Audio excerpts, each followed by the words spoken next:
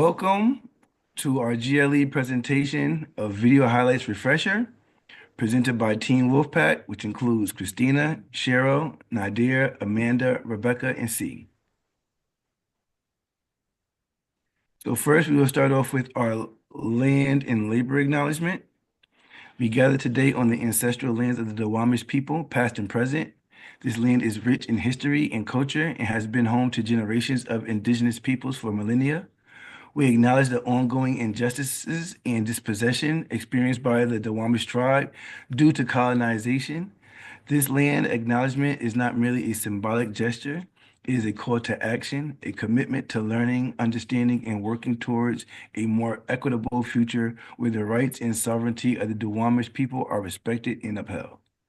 We encourage everyone to deepen their understanding of the history and culture of the Duwamish people and to support their efforts towards self-determination and restoration of their ancestral lands.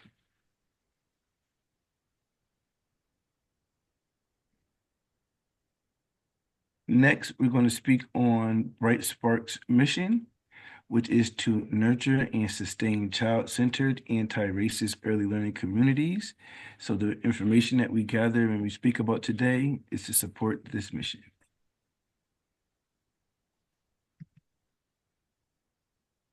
So our agenda for this workshop is what is coaching cycle and the importance of not rushing it, the importance of setting timeline goals and action steps, what is the quick tool and using it to help you film, how do you plan and prepare to film a video highlight, sharing videos with your coach, tips and tricks with your when you film your videos, the importance of open-ended questions when filming your video, and the video highlights resources that are available in CC.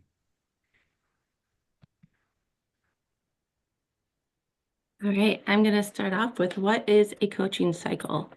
A coaching cycle is defined as a structured process that helps to improve skills, teaching practices, or professional development.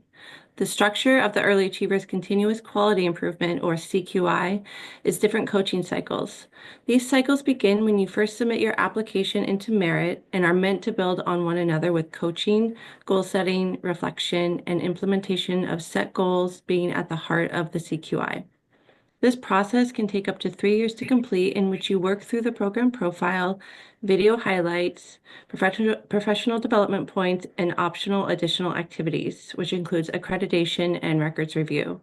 While it may be tempting to rush through your continuous quality improvement cycle and finalize your recognition score as quickly as possible, you lose out on many of the key benefits of the CQI.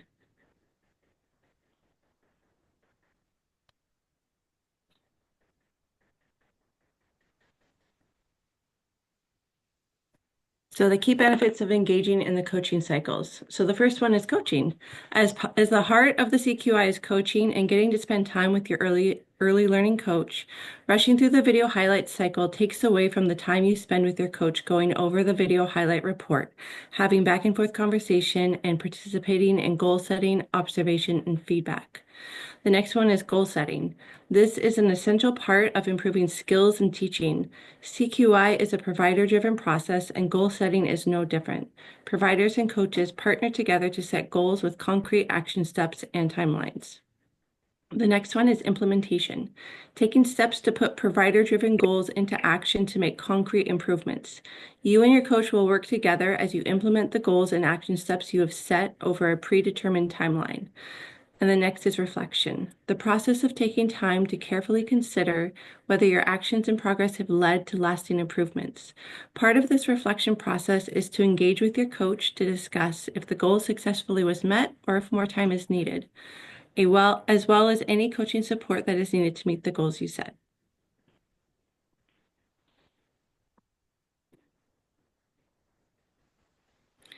So what is the importance of setting timelines? This one is mine. Oh, I'm so sorry. Thank you, though, Christina. So we'll talk about the importance of setting those timeline goals and action steps. So as we just heard from Christina, the coaching cycle is a continuous process aimed to increase the quality of your program. Video highlights is an integral part of this as it captures real-life moments and specific feedback about the interactions as given in the video highlight report. Setting timeline goals with action steps is a crucial part of this process. As we mentioned, many providers are currently rushing through the quality recognition process because they've waited until the last minute. So when they're doing this, when this happens, they do themselves, their teachers, and the children a disservice. And that's because you miss out on coaching and that whole coaching cycle. So to avoid the stress and the rush of getting it all done at the last minute, you can consider some of the following steps.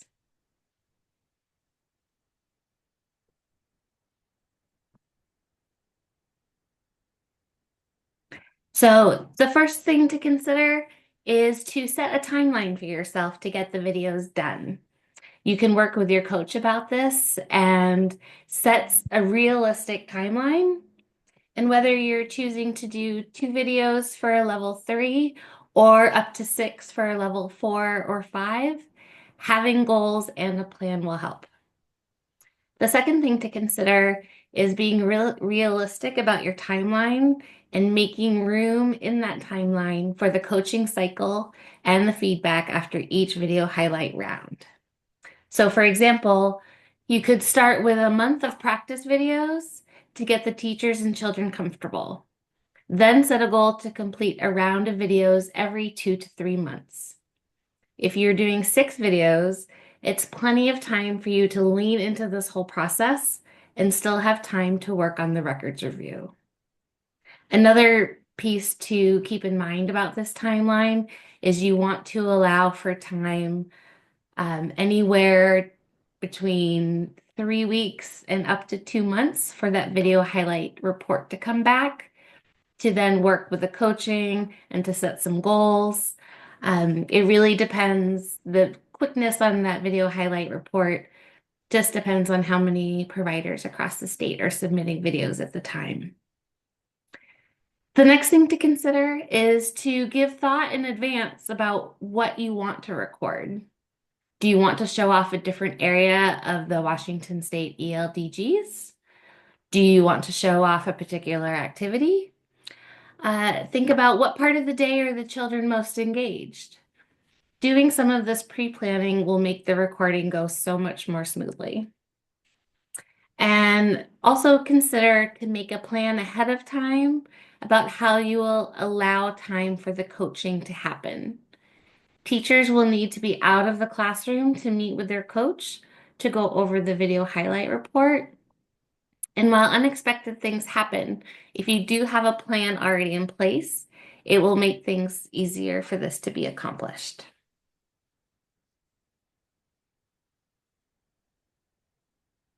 Okay, so next we're going to talk about the quick tool and how do you use it to help you film.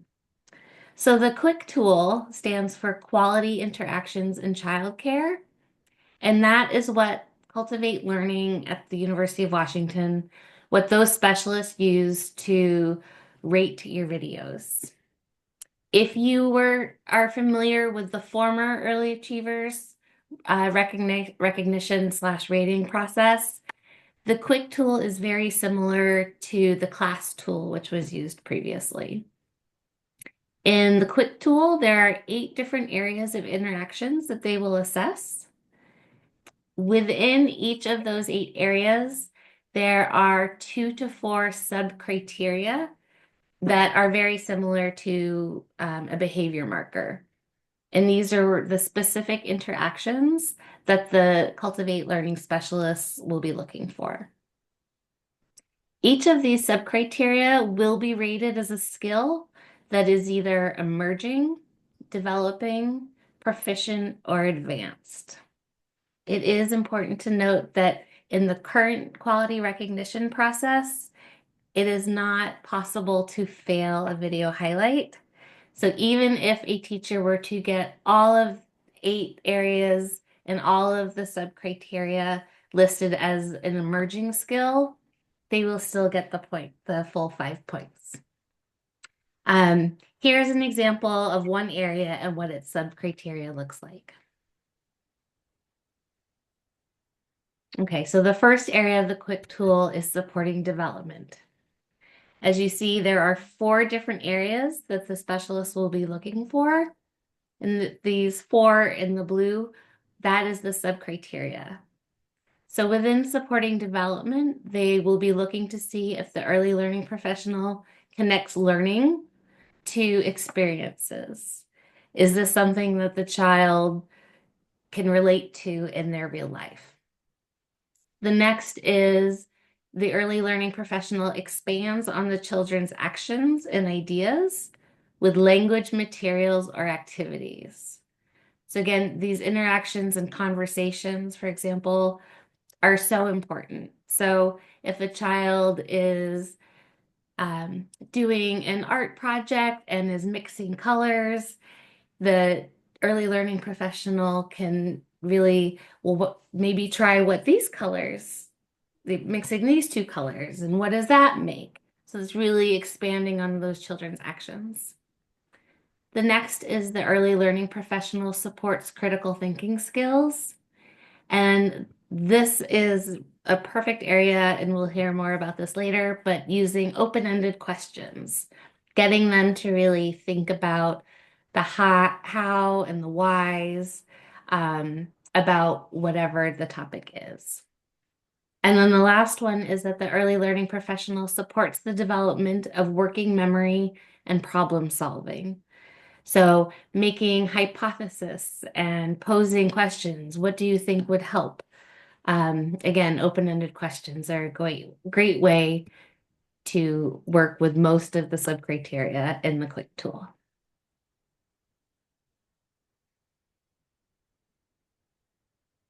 So as we just saw, we saw the first area. That example was the first, which was supporting development. The other 7 areas are scaffolding children's learning, enhanced language, child engagement, early learning professional is sensitive to the child's needs, behavior and learning environment supports, interactions between children are supported, and that the early learning professional and child interactions are positive.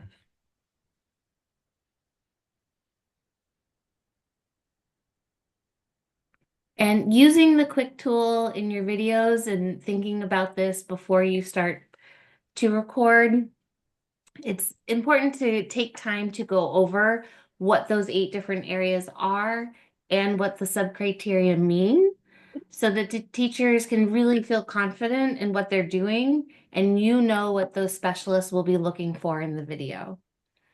Your coach can absolutely help with this and give you examples of what each could look like.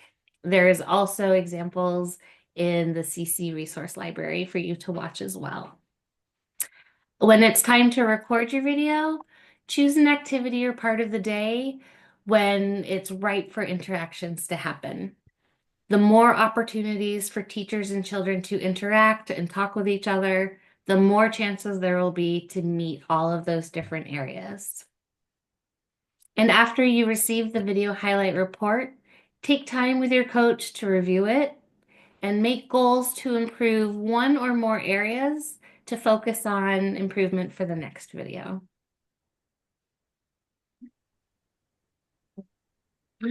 Thank you, Rebecca.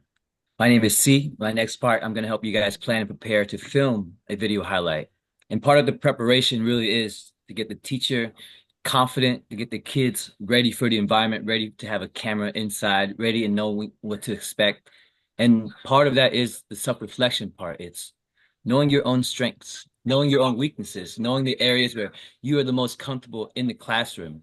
So this is where your coach comes into play. And as a coach, I'm always insisting on coming inside to do observation and to check out how the classroom is, the dynamics of the kids, how the teacher interacts with the kids, and in areas where I feel like the teachers may have their strongest suits, maybe the most comfortable. So discuss the strengths and highlight those areas where you feel like are the best for you and the best ways you might want to present in your video. Put yourself in position to succeed. you want to set yourself up for success. You want to throw an alley-oop so you can easily put it in. You know which areas that you're the most comfortable with. So on that day, don't try something you've never done before. Don't try things that you've never are not familiar with. It might sound exciting, it might sound like a bright idea on paper, but know that if you've never done those steps, sometimes automatically going through a process, you're going to panic in the moment, and it might not be the best thing if you're not comfortable or not confident in recording the video highlight in this moment. Can I do it later, baby? And most important, be confident in your experience and your ability to adapt. Know that you've done this before. So even if you have the things planned out step by step by step, if a few things don't go exactly right or this thing doesn't go right, just know that the video isn't looking for things to be perfect. It isn't looking for execution to follow each step. It's looking to see how you adapt. How do you interact to a situation where you notice a conflict? If there's a relationship building a moment, how do you use that moment to capitalize? Do you use it as a teaching moment? Are you embracing the kids? Are you showing them that emotions are important? So knowing yourself, having confidence that you can adapt is the confidence that you need to go into it to start filming your video highlight. Let's go to the next page and see what it says. The next part of your self-reflection is knowing your students, knowing the dynamic of your classroom. The balance of energy is really important to know what that day is going to be like. Should you do a more active activity and leading into something that's more artsy? Is it something where maybe you want to start off with a little bit more calm and ease, and then going into something that is focused on fine motor, maybe something that's more with reading and story-like? So know the personalities of your classroom and group or place your students in the way that will best set them up for success. Maybe you know a particular group of students that is really excited about science, and this is a new science activity that you bring to the table, and those particular group of students will raise their hands, will engage, and will have the whole class kind of have their energy might be contagious where they gather the whole class to be able to participate. So play to the key strengths of your students, play around the interests of your students too. Know that if they're interested in music or if they're interested in superheroes or art, why not do those specific activities? They're going to be really excited to do something that they absolutely love. So bring that to the table, show that joy, and show how you can facilitate and use that joy to bring out the best of your students. And lastly, consider first if you want to challenge your students with an activity they've never done before. So you have the choice for that one where you're comfortable with doing an activity where you've maybe done a few times, but maybe this classroom has never experienced before. So you can make that choice yourself where you want to introduce something new or not. Now let's get to planning the video and how to set up everything. Let's go to the next page.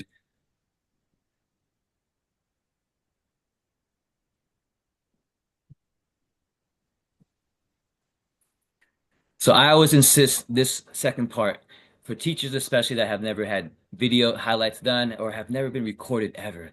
Just the level of comfort when a camera goes up will change any experienced teacher if they've never been in front of a camera or if they've never had the feeling of someone else watching them or observing or recording. So ask your coach, see if they can come in to do maybe 1 or 2 practice recording sessions. The video doesn't even have to go anywhere. It could be something where you and the teacher can watch and reflect, or it can just be deleted right afterwards. So I use the video to sometimes for feedback, for live feedback, or for small things. And it's been really helpful to just kind of sit down and see a few things where you can notice at around 3 minutes or later on around 6 or 7 minutes, and some feedback for the teachers where this angle or this perspective where they couldn't see where the video is able to highlight can be really helpful. But overall, just getting them comfortable, getting them to know that, hey, this camera doesn't change anything. The things you were doing prior will be the same as you're doing now. So just as the camera's up, you can still teach and perform in the same way. So once they get a couple of times out and those jitters out, those nervousness, that nervous energy out of the way, the teachers are the same way that they were before. So you want to find a way to kind of capture the most authentic environment for the teachers and the students. And then lastly, setting up to record, planning on that day to actually record. Let's get to the next page. So planning to record, you got to decide, are you going to ask your coach to come in to record that day to help, go around and try to capture the action as it's moved, or do you plan on having a standstill camera, whether it's on I've seen this used where you can put it on a little prop where you can just stand in an area where you know it's going to capture the best angle. You can buy something where it holds the camera in a set still place. But I would recommend, if you're able to have the coach come in to help. This continues to build a more relationship with your coach and with your teacher. The coach is also able to capture the best angle and also to be able to make sure the teacher stays within camera frame. I think that's one of the things that teachers can be nervous about. If you have a standstill area, they don't know if they can walk over here or if they can step over here. But if you have the comfort of knowing the coach is making sure he or she is following and making sure that everything is staying in frame, that little bit of stress can at least be off of the teacher's mind. And maybe that alone can help them move forward and have a much better time recording the video highlights. So I would recommend having all of that planned out and understanding what the process is going to be. And then leading up to that day, having the equipment ready, having things charged, making sure that if you're using a phone to record, that you have enough storage space on there. So if you start recording, it might say that you only have 8 minutes of recording that's available on your phone, so that wouldn't work. You know that you have 10 to 15 minutes. So making sure all those things are in place before you come into the day recording, and then you'll have a very easy time doing it. The video highlight is supposed to be a highlight of your strength, and it's supposed to be a fun thing for all of us to do. So any nervousness that's felt, we should just throw it out the window and just enjoy your time and just perform in front of the camera and just have fun with it.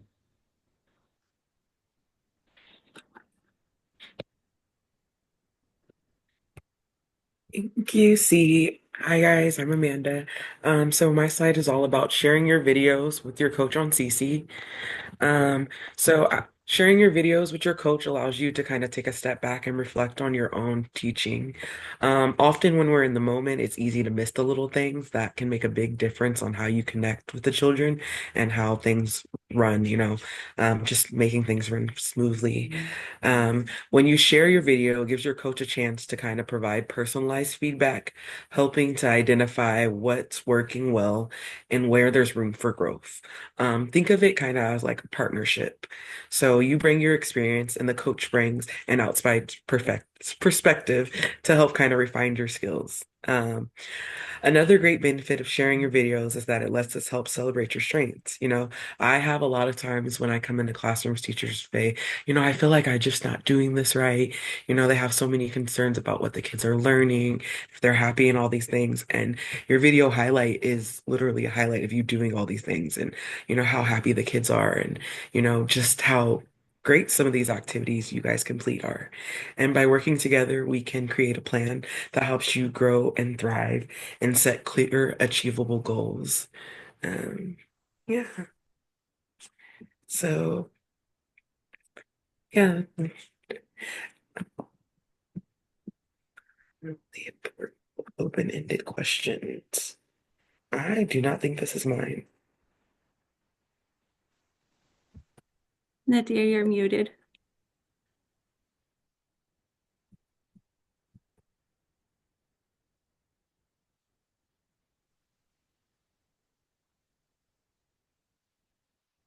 Right.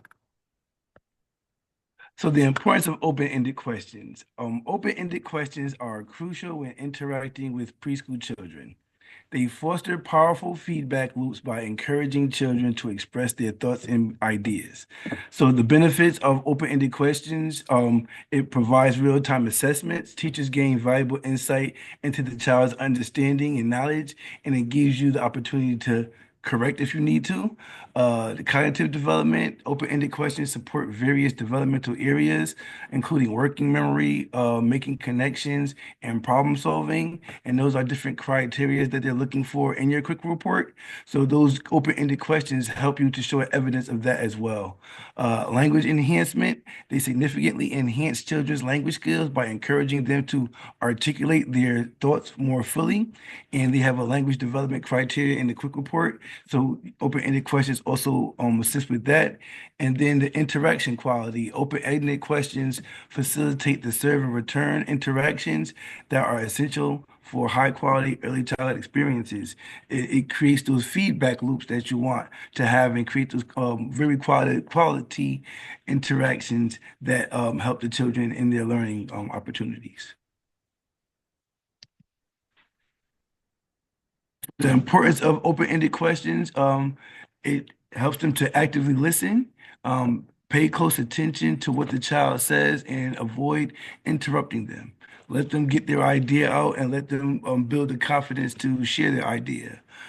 Show enthusiasm. Let the child know you're interested in their answer by nodding, smiling, and making eye contact. You might have to act to be extra, so that have the that good feeling that they're providing the correct answer or feeling confidence. Give them a good confidence boost. Repeat and rephrase. So restate what the child said in your own words to show you are listening and to give them time to think about it further so they can hear what they're saying. So they might change it or, look at it and apply it a little bit differently. And then also asking those follow-up questions. Use open-ended questions to encourage the child to elaborate on their answers more. For example, can you tell me more about that? Or why do you think that? Also, what else can you tell me about such and such? Connect to their experiences. Relate the child's answers to their own experiences or to something they've learned before. And that's also connected to the supporting development criteria. That's one of the sub criteria that they're looking for. So open-ended questions provide that opportunity to do that. And then providing open-ended prompts, using prompts to encourage the child to think more critically and creatively about their answers. So an example would be, what would happen if I create a different variable and have the children answer that? Or how could we use a certain material to make a certain product? And by following these tips, you can help children expand on their answers and develop their critical thinking skills.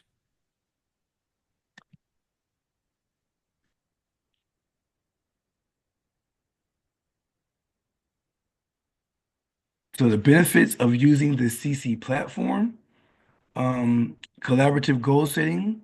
You're able to work with your coach to set meaningful goals based on real classroom interactions. You're able to share, track your progress over time. So you're able to document your growth and development through video highlights and reflections. And it also supports your early achievers. So sharing videos is an essential part of aligning with the early achievers framework because it's also a platform for us as your coach to interact with you through videos and provide feedback.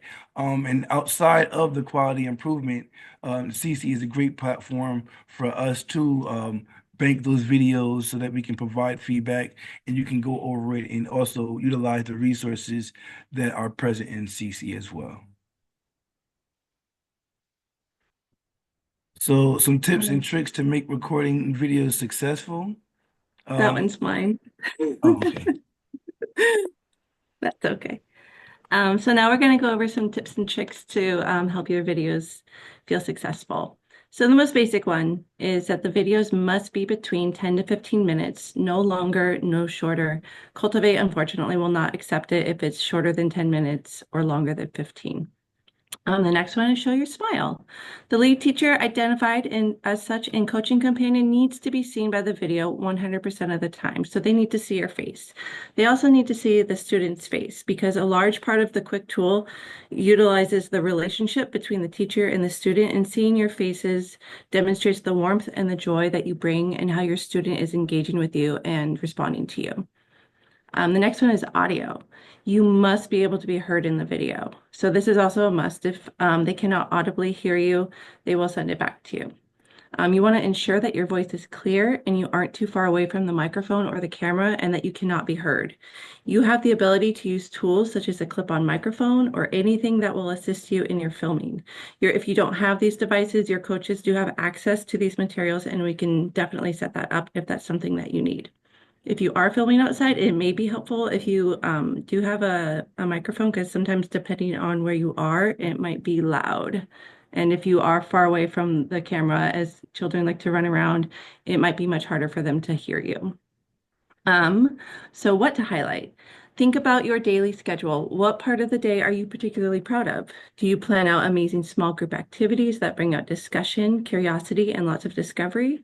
Do you do an amazing circle time that is inclusive of child voice and thought? Do you have the ability to scaffold during open center time with your children in a way that supports their concept development? You want to choose a time of the day that you feel proud of and want to show off. Time of day matters as well. What time of the day do you feel like you can really demonstrate these skills as a teacher? So these are some questions to ask yourself and speak with your coach about. One thing that we all know happens in our daily routine with children is that the unpredictable happens. Oftentimes, you might find student conflict showing up in your video, and this is something that I would encourage you not to shy away from. You might feel that it might be best to not use this video, but in reality, what they're looking for is how you're going to handle it. So demonstrating how you handle it and support your students through this is what will be highlighted and what will be seen. I would encourage you not to shy away from this if you feel that you've handled this conflict and it was helpful, kind, and supportive of each student. And utilize those moments. What do you want feedback on? If you want feedback on something you're trying or something that you feel like you want to get more skills around, use it that way too. You don't always have to do it around what you're best at. You can use it as a tool to improve in other areas as well.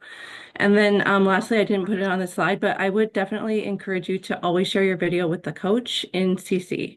As Amanda mentioned, that is a very important part of this practice, and having that reflective practice and being able to have that discussion within CC can bring in that part of the coaching cycle if for whatever reason you did your video on your own and you didn't utilize your coach for that.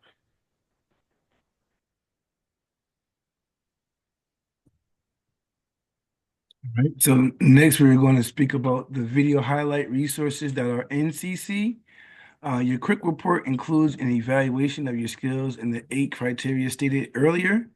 And based on the results, the resources are available to support your professional development.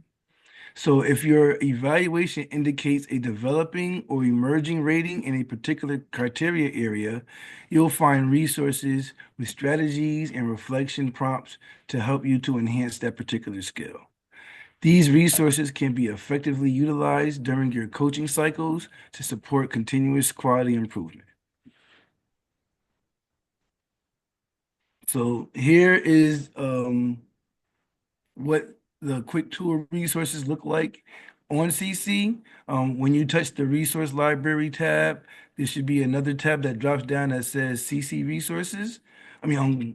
Quick resources.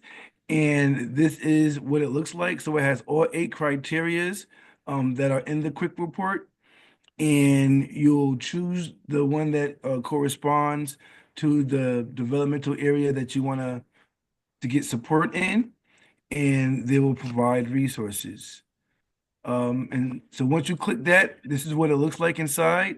And then it shows you each rating from emerging, developing, proficient, and advanced. And they also have example videos for you to look at, depending on the age group that you are working with. So it provides a lot of resources and support for you to create the best video possible. And then after you get your results, you will click on whatever rating that you got, whether it be emerging, developing, proficient, or advanced. And there'll be resources. Will be like I said, resources like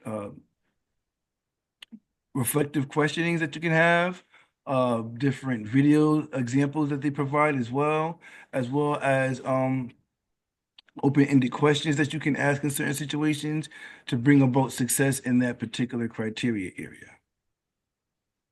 All right. So that is all for our refresher on the video highlights. Thank you for joining us, and please reach out to your coach if you have any questions or need support with filming your video highlights. Have a great day. Thank you.